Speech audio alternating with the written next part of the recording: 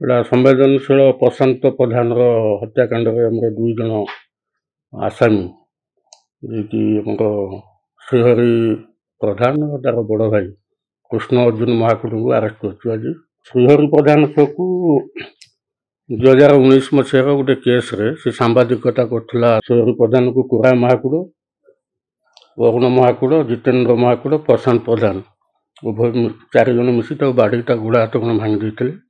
ସେ କେସ୍ଟାରେ 185/19 ସେ କେସ୍ଟା ସବଜୁଡ଼ିସ୍ ଅଛି। ସେଇଦିନଠୁ ପ୍ରଶାନ୍ତ ପ୍ରଧାନ ସବୁବେଳେ ତାକୁ ଫଲୋଅପ୍ କରିକି ତାକୁ କମେଣ୍ଟ ପାସ୍ କରୁଥିଲା। 8 ତାରିଖ ଦିନ ଶିବରାତ୍ରି ଦିନ ପ୍ରଶାନ୍ତ ପ୍ରଧାନ ଜୁଆପାଲି ପକାଇବା ପାଇଁ ସେ ମାନେ ଅଡ଼ି ବସିଲା, କିନ୍ତୁ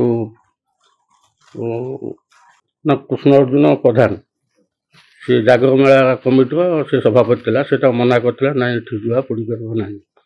କିନ୍ତୁ ତା ବିଷୟରେ ଯୁକ୍ତିତର୍କ ସେ 2 ଜଣଙ୍କ ଭିତରେ ହେଇଥିଲା, ଯେଉଁଥିରେ କି ପ୍ରଶାନ୍ତ ପ୍ରଧାନ କଲର ଧରି ଦେଇଥିଲା କୃଷ୍ଣ ଅର୍ଜୁନ ମହାକୁଡ଼। ତାପରେ ସେ ପ୍ରଧାନୀତ ହେଇକି ଆସିକି ତାର ଭାଇ ଶ୍ରୀହରି ପ୍ରଧାନକୁ ପ୍ରଥମେ କହିଲା। ସେଦିନ ଠାରୁ ସେ 2 ଭାଇ ତାକୁ ମାରିବା ପାଇଁ ଛକି ବସିଥିଲେ 2-3 ଦିନ ଧରି। ସେଦିନ ପ୍ରଶାନ୍ତ ପ୍ରଧାନ ଆଉ ତାର ସାଙ୍ଗ ଜଗନ୍ନାଥ ଜେନା 2 ଜଣ ଚାଲି ଯାଉଥିଲା ବେଳେ ଚନ୍ଦ୍ରଗିରି ଏକ୍ସେଡ୍ ହାଉସ୍ ପାଖରେ ସେ 2 ଭାଇ ଛକି ହେଇଥିଲେ। ଆଗରୁ ଷ୍ଟାବିଂ କଲେ।